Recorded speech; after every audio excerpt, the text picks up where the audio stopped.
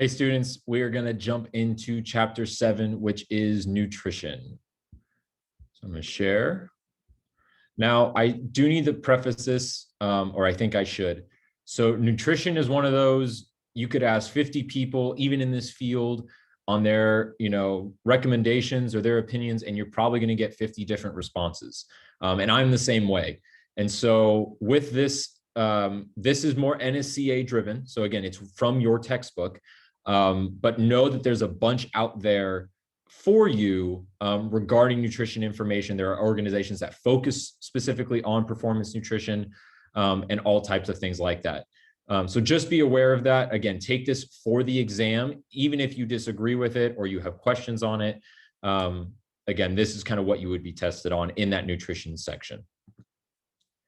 So your role as a personal trainer with nutrition, address misinformation, and give general advice. Okay, you are not you might be a registered dietitian, but just with the certification, your role is not to diagnose or provide diet plans. That is for someone like a registered dietitian, a medical doctor, a nutritionist, things like that. You can give advice, but telling them or programming them, just be careful because you don't know what's going to happen, right? And again, like I said, there's a ton of information out there. Recognize more complicated nutrition issues and know who to refer to. So things like diabetes, right? If your client has heart disease or a gastrointestinal disease, maybe even an eating disorder, those go beyond our scope as personal trainers. And so when to refer clients out to medical doctors, registered dietitians, cardiologists, things like that. Be willing to do that. Don't feel like you need to solve every problem, right? We focus on the exercise. We can talk about the nutrition, but our goal isn't to cure diabetes, so to speak. Not directly, right? We can do things to help with it, but just know in the grand scheme of protecting yourself, outsource that to those professionals. Something called a dietary assessment can be really helpful. So a dietary intake with your client. So basically, what is their current diet, right? Some people will do like a 3-day, some will do like a week and ask them to track it. And that's where they might lie, or they might be super honest, or that might be more eye-opening to them when they have to write down all the foods they eat to the best of their ability. Because if you just ask somebody, they'll probably tell you, I eat pretty healthy. And then you look at them and you're like, well, clearly not, right? And we say that in our head, typically. So getting a better picture of that, so what is their current diet? What are they allergic to, right? What do they have intolerances to? Should we force foods down their throat that don't make them feel good? I'm one of those that the body knows what the body wants for the most part. And so just looking at, allergies or that type of thing. Restricted food groups. What are things they should stay away from? What have they been told to stay away from? Again, from a health standpoint, just to kind of open it up, I'm pretty big on low carb or no carb, especially with we'll call them general population clients that are looking for weight loss. So think like ketogenic diet and things like that. And we can talk about that. You'll read an article kind of on the extreme side of that. And so interested in those topics and things like that. So a couple options that your book talks about. So dietary recall. So what did you eat in the last 24 hours? A diet history, again, would be like eating habits in general. So what types of food, categories of food, things like that. And then diet records. So like I said, like 3-day tracking, 5-day tracking, because you get a better idea of what someone eats throughout the week. They might eat really clean during, the weekday or the work week, and then the weekends, they do whatever they want, right? So it's, again, you're just learning about your client. Evaluating it, dietary goals. My plate is kind of what the government uses. I'm not a huge fan of it personally, but again, if it's something better than what they've been doing, then let's start there and build our knowledge and build kind of our foundation with nutrition. Again, balancing calories. I don't like the word balance because no one knows what balance means. If I said, hey, a balanced diet, does that mean 33% carb, 33% protein, and 33% fat? I don't think so, right? Do we just mean colors on the plate, right? So you're going to get different answers for all those things. But I am big on, again, not being stressed with what you're eating, right? If you are super stressed and paranoid about what you're eating and you're counting all those calories and all that, but you're stressed about it, your body's going to react to stress. We just talked about that with things like cortisol, and we don't want that chronically. And so be careful with that. So there is some enjoyment but but less of it, right? It's not about not ever having cake or cookies ever again. It's if you're having it every night or you're having it every weekend, what can we restrict and what can we remove? And when you're talking to your clients or potential clients, one of the questions you can ask is, what are you willing to let go of? Right? Before we get started, what are you willing to sacrifice? Right? If it's, an hour a week or an hour, a day for some type of exercise, it's like, great, take it for what they're willing to give you. If they're willing to give you, during the work week, I won't have soda. It's like, great, take that. Doesn't mean you take it the weekend. Now, hopefully they're not fulfilling, 8 sodas on the weekend.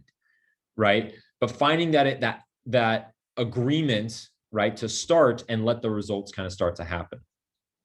Foods to increase.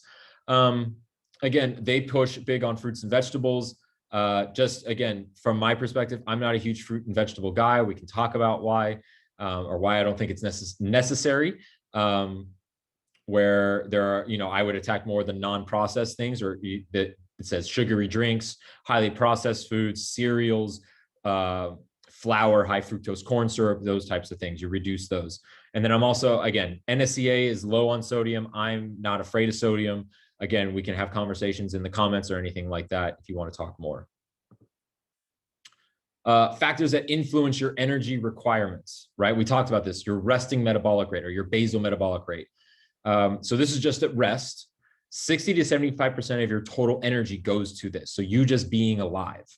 For normal function. So again, if you build your muscle, if we talked about in chapter 5, right, your resting metabolic rate is going to go up because the normal function of your muscle is going to increase that total general energy requirement. So muscle building is an important component, which comes from physical activity as well. Again, that extra burning calories, right, we talk about, and then thermic effect of food. So when you eat, it takes energy to burn that food or to digest that food and absorb it. And so when you eat, you also get that increase. So how do we increase it? Again, we talked about more lean tissue, that's muscle. The younger you are, the higher that energy level is. As you grow and develop, that's going to increase. During your cycle, females, that is going to increase your resting metabolic rate. And then if you have something called hyperthyroidism, which we don't want, we want your thyroid to be functioning well, but just know that's also a potential response. What decreases it? If you decrease your calorie intake, in return, your resting metabolic rate will go down. Okay, so let me talk about this real quick. So if you tell someone who's eating to go down to something like 1,000 calories a day, so very low, right?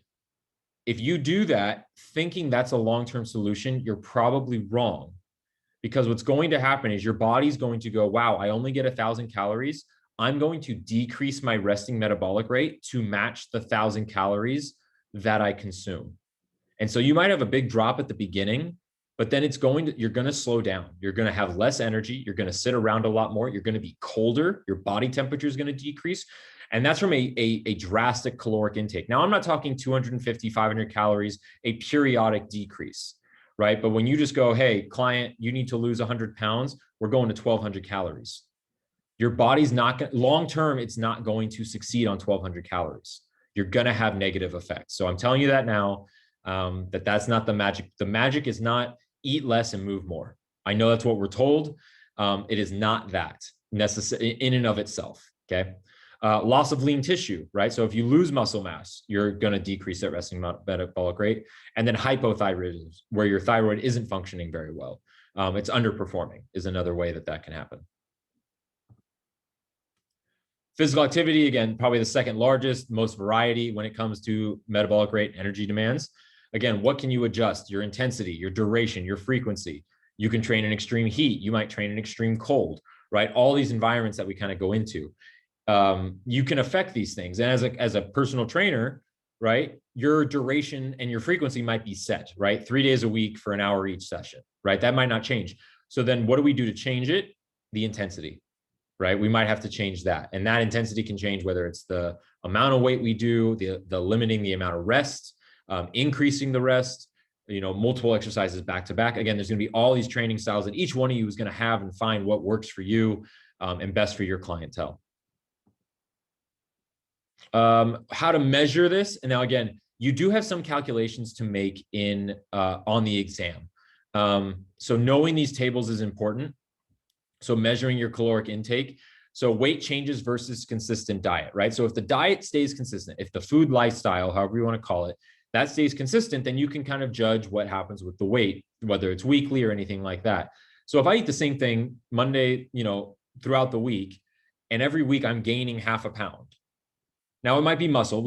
I don't know for sure yet, but if you're gaining, that means that you are in a caloric surplus, right? Now, how you're gaining, again, is it muscle? Is it fat? We're not sure, right? Then there's a good chance we're in a caloric surplus. If week to week I'm losing a little bit of pounds and it's consistent, it might be slow, but it's consistent, then I'm probably in a caloric deficit, right? Because I am burning more, whether it's my basal metabolic rate or my resting metabolic rate, increase in physical activity, and maybe a slight decrease in food, right? Then I'm getting that. You can kind of, it gives you some examples of that below for males, or your kilocalories per kilogram, right? So just plugging that in. So again, a moderately active 125-pound female. So they did moderate would be 17 times their weight in pounds. So they're going to say roughly they're burning about 2125, right? So if her goal was to lose weight, let's just say, then at the end of the day, she would need to be in a caloric, net negative caloric decrease, right? So if she burns 2125, she needs to consume less than 2125, right? You burn more than you consume. If she was trying to build muscle, the easiest way to do that, most effective way, is a caloric surplus with resistance training. So maybe she's eating 2,500 calories or close to that, and resistance training. Okay, so that's kind of the numbers game you would be playing. Resting energy expenditure. Again, this is another calculation table. I don't think you'd have to do these ones specifically, but as a client, if you want to, or for your clients, where you can do this either, when you're not with them or during your downtime, figuring out what their REE might be pretty close, you have all of these options, okay? Or you have these two options and then using those calculations, okay? A lot of them are kilograms, some might use pounds. Just be aware of that kind of as you go. All right, so nutrients, okay, the nutrient side of it. So protein, we hear this probably all the time. It's in our protein shakes, it's in supplements and all those things. Main goal, rebuilding and repairing that tissue we damaged through the resistance training, okay? The recommended daily intake is about 0.8 grams per kilogram of body weight. General recommendations are between that's so survival basically, or doing pretty well. Recommendations 1.2 to 2 grams of kilogram of body weight, depending on your sport, how much training you're doing, your total caloric intake. One that I just kind of use, if you're consistently resistance training, I get out of kilograms and I say 1 gram of protein per pound of body weight you want to be. Okay. So if I weigh 170 pounds and I want to get to 175, hopefully that's 5 pounds of muscle, then I would want to eat 175 grams of protein a day. That would be kind of my general goal. And then you'd reassess after you've done that consistently. If I'm trying to lose weight, let's say I weigh 200 pounds and I'm trying to get to 150, then I would eat 150 grams of protein, right? 1 gram per pound of what I want to be. So that's I like that way. It just seems really easy and tends to work really well. Overconsumption, there's no really hard proven side effects to it. If you have poor kidney function, they could have some issues with it. You could have increased urea, but it tends to be okay. Your amino acids get broken down, or you lose some of it in the urea, high nitrogen. Again, typically per meal, I've been told 30 to 50 grams is about the max that our body can use. So if you're trying to get in a lot of protein, eating frequently through your feeding window, 50 grams, like 30 grams, and then a couple hours later, 30 grams, and a couple hours later, 30 grams, kind of keeping that window like that versus all at once, 250 grams, probably going to be more beneficial to you. Carbohydrates, again, provide fuel for energy. They can.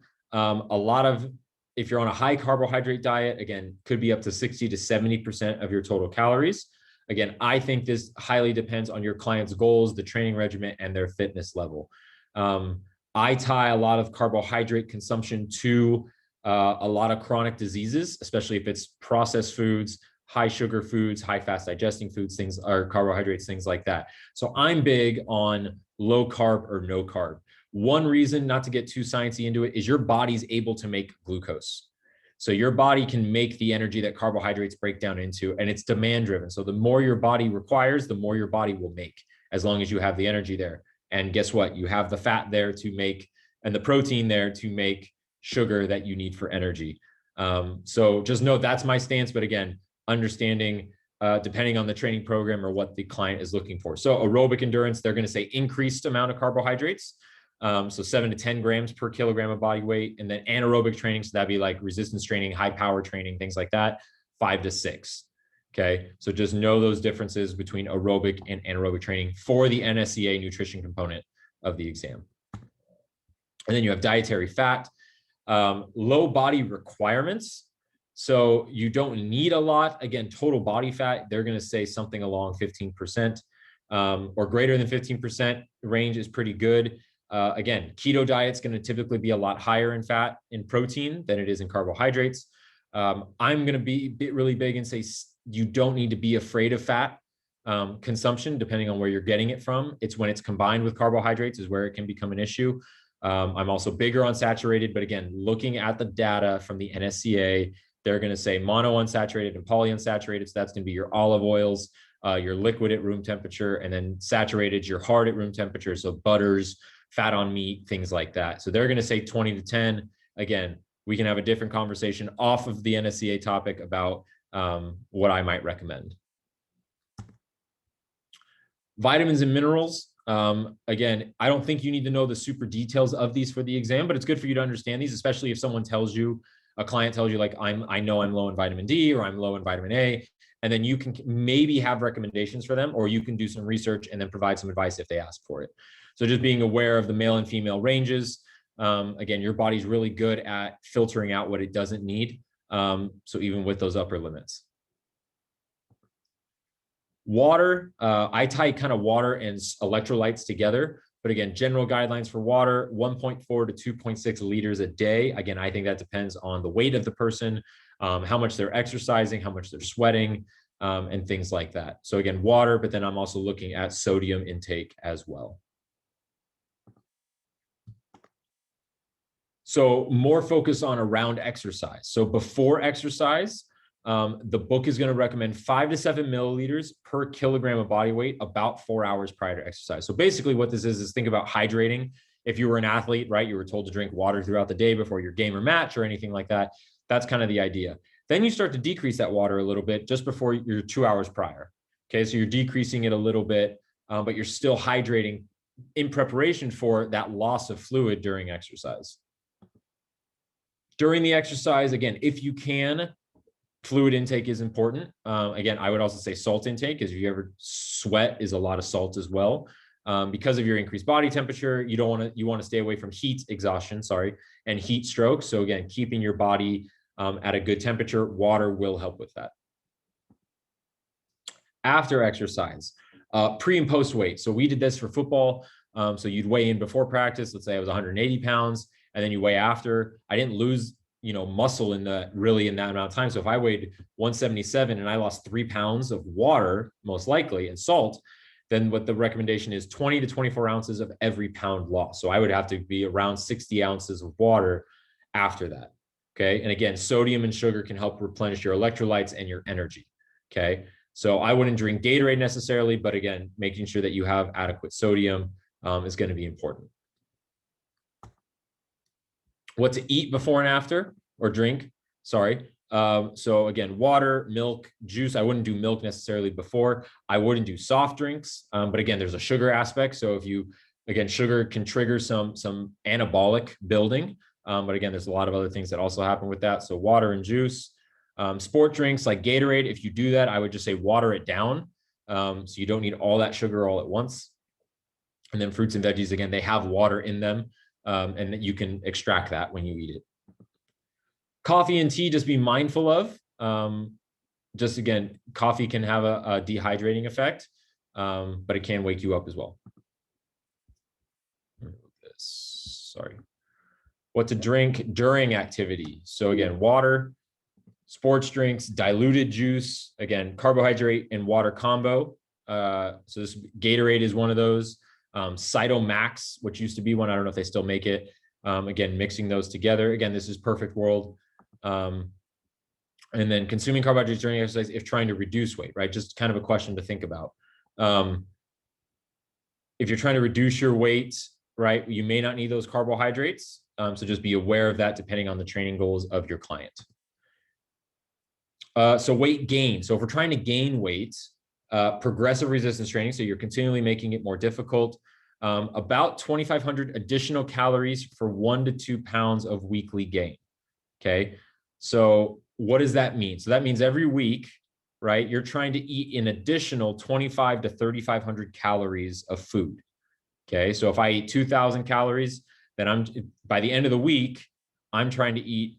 So what is that? 2 times 7, it's 14,000. I'm trying to eat 16,500. So that extra little bit would go to my caloric surplus, right, into my gain. Now, if I'm resistance training, hopefully that's muscle, right? So that's kind of the idea. So how do we do that? You can eat larger portions of food.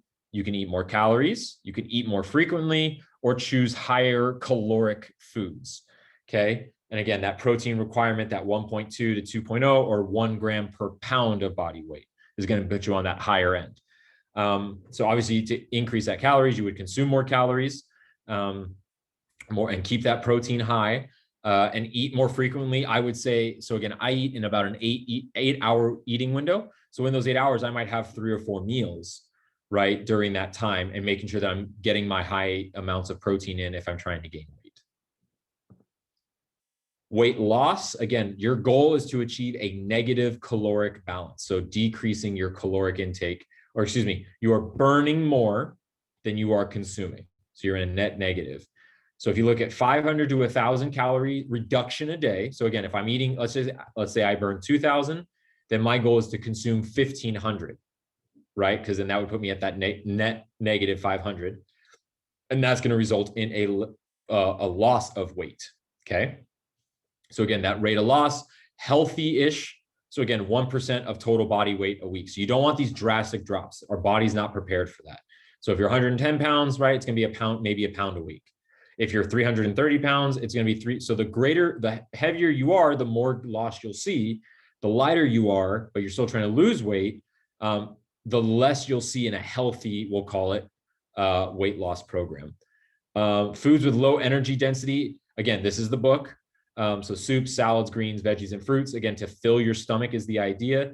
But again, if you're doing too little and you're getting far beyond that caloric restriction, your body's also going to decrease its basal metabolic rate, and it's not going to want to build muscle.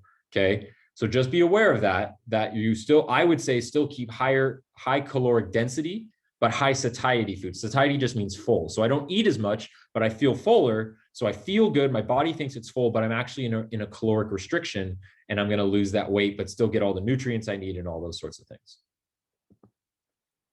And that's nutrition. I know it's a lot.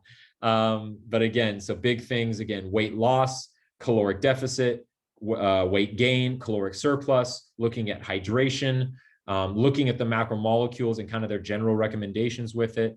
And then the ranges of calorie totals or resting energy expenditure with specific clients, male or female, and then their activity level.